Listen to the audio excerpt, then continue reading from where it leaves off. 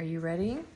We are almost done with Exodus. We're on the last chapter. The tabernacle has been completed, and the glory of the Lord is shining over it. A cloud covers it by day and a fire by night. And we're going to finish this chapter. We'll see. Maybe we'll start Leviticus.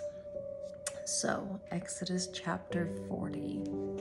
And the Lord spake unto Moses, saying, On the first day of the first month shalt thou set up the tabernacle of the tent of the congregation. And thou shalt put therein the ark of the testimony, and cover the ark with the veil. And thou shalt bring in the table, and set in order the things that are to be set in order upon it. And thou shalt bring in the candlestick, and light the lamps thereof. And thou shalt set the altar of gold for the incense before the ark of the testimony, and put the hanging of the door to the tabernacle. And thou shalt set the altar of the burnt offering before the door of the tabernacle of the tent of the congregation. And thou shalt set the laver between the tent of the congregation and the altar, and shalt put water therein. And thou shalt set up the court round about, and hang up the hanging at the court gate. And thou shalt take the anointing oil, and anoint the tabernacle, and all that is therein, and shalt hallow it, and all the vessels thereof, and it shall be holy. And thou shalt anoint the altar of the burnt offering, and all his vessels, and sanctify the altar, and it shall be an altar most holy. And thou shalt anoint the laver and his foot, and sanctify it. And thou shalt bring Aaron and his sons unto the door of the tabernacle of the congregation, and wash them with water. And thou shalt put upon Aaron the holy garments, and anoint him, and sanctify him, that he may be minister unto me in the priest's office. And thou shalt bring his sons, and clothe them with coats. And thou shalt anoint them as thou didst anoint their father, that they may minister unto me in the priest's office. For their anointing shall surely be an everlasting priesthood throughout their generations. Thus did Moses, according to all that the Lord commanded him, so did he. And it came to pass in the first month, in the second year, on the first day of the month, that the tabernacle was reared up. And Moses reared up the tabernacle, and fastened his sockets, and set up the boards thereof, and put in the bars thereof, and reared up his pillars. And he spread abroad the tent over the tabernacle, and put the covering of the tent above upon it, as the Lord commanded Moses. And he took and put the testimony into the ark, and set the staves on the ark, and put the mercy seat above upon the ark. And he brought the ark into the tabernacle, and set up the veil of the covering, and covered the ark of the testimony, as the Lord commanded Moses. And he put the table in the tent of the congregation, upon the side of the tabernacle northward, without the veil. And he set the bread in order upon it before the Lord, as the Lord had commanded Moses. And he put the candlestick in the tent of the congregation, over against the table, on the side of the tabernacle southward. And he lighted the lamps before the Lord, as the Lord commanded Moses. And he put the golden altar in the tent of the congregation, before the veil. And he burnt sweet incense thereon, as the Lord commanded Moses. And he set up the hanging at the door of the tabernacle. And he put the altar of burnt offering by the door of the tabernacle of the tent of the congregation, and offered upon it the burnt offering and the meat offering, as the Lord commanded Moses.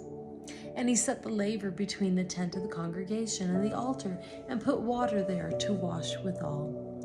And Moses and Aaron and his sons washed their hands and their feet thereat, when they went into the tent of the congregation. And when they came near unto the altar, they washed, as the Lord commanded Moses. And he reared up the court round about the tabernacle and the altar, and set up the hanging of the court gate. So Moses finished the work. Then a cloud covered the tent of the congregation, and the glory of the Lord filled the tabernacle. And Moses was not able to enter into the tent of the congregation, because the cloud abode thereon, and the glory of the Lord filled the tabernacle. And when the cloud was taken up from over the tabernacle, the children of Israel went onward in all their journeys. But if the cloud were not taken up, then they journeyed not till the day that it was taken up. For the cloud of the Lord was upon the tabernacle by day, and fire was on it by night, in the sight of all the house of Israel throughout all their journeys. Okay, that was it for Exodus, and we still have a few minutes, so let's start Leviticus. Leviticus chapter 1. And the Lord called unto Moses and spake unto him out of the tabernacle of the congregation, saying, Speak unto the children of Israel, and say unto them, If any man of you bring an offering unto the Lord, ye shall bring your offering of the cattle, even of the herd and of the flock. If his offering be a burnt sacrifice of the herd, let him offer a male without blemish. He shall offer it of his own voluntary will at the door of the tabernacle of the congregation before the Lord. And he shall put his hand upon the head of the burnt offering, and it shall be accepted for him to make atonement for him. And he shall kill the bullock before the Lord, and the priests, Aaron's sons, shall bring the blood upon the altar that is by the door of the tabernacle of the congregation. And he shall flay the burnt offering and cut it into his pieces.